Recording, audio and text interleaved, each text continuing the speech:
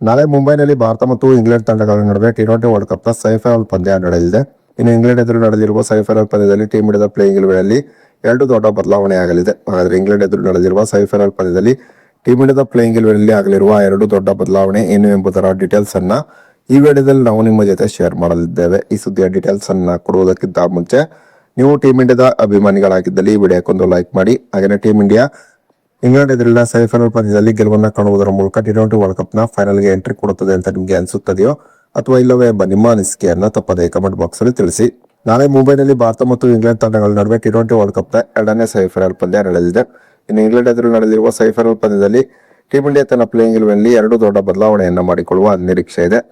England ಎದುರು ನಡೆದಿರುವ semifinal ಪಂದ್ಯದಲ್ಲಿ ಟೀಮ್ ಇಂಡಿಯಾದ ಪ್ಲೇಯಿಂಗ್ ಇಲೆವೆನ್ನಿಂದ ಅಭಿಷೇಕ್ ಶರ್ಮಾಗೆ ಕೋಕ್ ಸಿಗುವ ಸಾಧ್ಯತೆ ಇದೆ. ಅಭಿಷೇಕ್ ಶರ್ಮಾ ಈ ಬಾರಿಯ ಟಿ20 ವರ್ಲ್ಡ್ ಕಪ್ನಲ್ಲಿ ಅತ್ಯಂತ ಕಳಪೆ ಬ್ಯಾಟಿಂಗ್ ಪ್ರದರ್ಶನವನ್ನು ಟೀಮ್ ಇಂಡಿಯಾದ ಪರವಾಗಿ ತೋರುತ್ತಿದ್ದಾರೆ.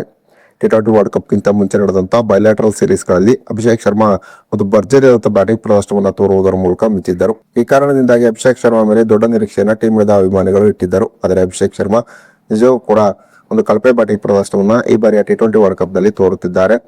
ಜಿಂಬಾಬ್ವೆ ಎದುರಿನ ಪಂದ್ಯದಲ್ಲಿ 50 ರನ್ಗಳನ್ನು ಹೊಡೆದಿದ್ದು ಬಿಟ್ಟರೆ ಅಭಿಷೇಕ್ ಶರ್ಮಾ ಕಡೆಯಿಂದ ಒಂದು ಉತ್ತಮವಾದ ಬ್ಯಾಟಿಂಗ್ ಪ್ರದರ್ಶನವೇ ಬಂದಿಲ್ಲ. ಈ ಕಾರಣದಿಂದಾಗಿ ಅಭಿಷೇಕ್ ಶರ್ಮಾಗೆ ಕೋಕ್ ಕೊಟ್ಟು ಸಂಜು ಸ್ಯಾಮ್ಸನ್ ಮತ್ತು ಇಶಾನ್ ಕಿಶನ್ ಟೀಮ್ ಇಂಡಿಯಾದ ಆರಂಭಿಕ ಬ್ಯಾಟ್ಸ್ಮನ್ ಗಳಾಗಿ ಕಣಕ್ಕಿಳಿಯುವ ನಿರೀಕ್ಷೆ ಇದೆ. ಇನ್ನು ಅಭಿಷೇಕ್ ಶರ್ಮಾ ಬದಲಾಗಿ ರಿಂಕು ಸಿಂಗ್ ಟೀಮ್ ಇಂಡಿಯಾದ ಪ್ಲೇಯಿಂಗ್ ಇಲೆವೆನ್ಗೆ ಬರುವ ಸಾಧ್ಯತೆಯೂ ಇದೆ.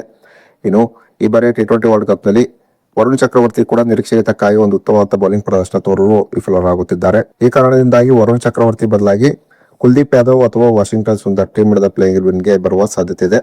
ಒಂದು ವೇಳೆ ವರುಣ್ ಚಕ್ರವರ್ತಿ ಬದಲಾಗಿ ವಾಷಿಂಗ್ಟನ್ ಸುಂದರ್ ಟೀಮ್ ಇಂಡಿಯಾದ ಪ್ಲೇಯಿಂಗ್ ಇಲೆವೆನ್ಗೆ ಬಂದರೆ ಆಗ ಟೀಮ್ ಇಂಡಿಯಾದ ಬ್ಯಾಟಿಂಗ್ ಮತ್ತು ಬೌಲಿಂಗ್ ಇನ್ನಷ್ಟು ಬಲಗೊಳ್ಳುವುದರಲ್ಲಿ ಎರಡು ಮಾತಿಲ್ಲ. ವಾಷಿಂಗ್ಟನ್ ಸುಂದರ್ ಒಬ್ಬ ಉತ್ತಮ ಬೌಲರ್ ಆಗಿರುವುದರ ಜೊತೆಗೆ ಒಬ್ಬ ಬಿಗ್ ಹಿಟ್ಟರ್ ಕೂಡ ಆಗಿದ್ದಾರೆ. ಹೀಗೆ ಸೆಮಿಫೈನಲ್ ಪಂದ್ಯದಲ್ಲಿ ಟೀಮ್ ಇಂಡಿಯಾ ತನ್ನ ಪ್ಲೇಯಿಂಗ್ ಇಲೆವೆನ್ನಲ್ಲಿ ಎರಡು ಬದಲಾವಣೆಯನ್ನು ಮಾಡಿಕೊಳ್ಳುವ ಸಾಧ್ಯತೆ ಇದೆ. ಇನ್ನು ಸೆಮಿಫೈನಲ್ ಪಂದ್ಯದಲ್ಲಿ ಟೀಮ್ ಇಂಡಿಯಾ ತನ್ನ ಪ್ಲೇಯಿಂಗ್ ಇಲೆವೆನ್ನಲ್ಲಿ ಯಾವ ಬದಲಾವಣೆಯನ್ನು ಮಾಡಿಕೊಳ್ಳಬೇಕೆಂಬ ನಿಮ್ಮ ಅನಿಸಿಕೆಯನ್ನು ತಪ್ಪದೇ ಕಮೆಂಟ್ ಬಾಕ್ಸ್ ಅಲ್ಲಿ ತಿಳಿಸಿ.